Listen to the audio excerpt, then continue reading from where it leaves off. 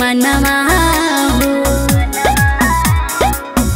आपन बाबू घात करे छुप के दिनों रात करे रोवे देख के मनवा हो। माथावा पे हथवा धोके ढाक लिए भोला जी।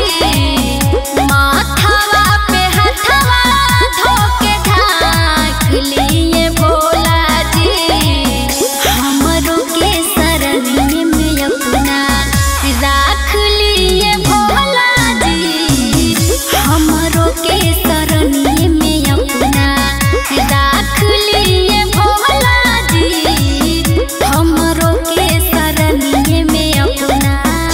बोलिए शंकर भगवान की।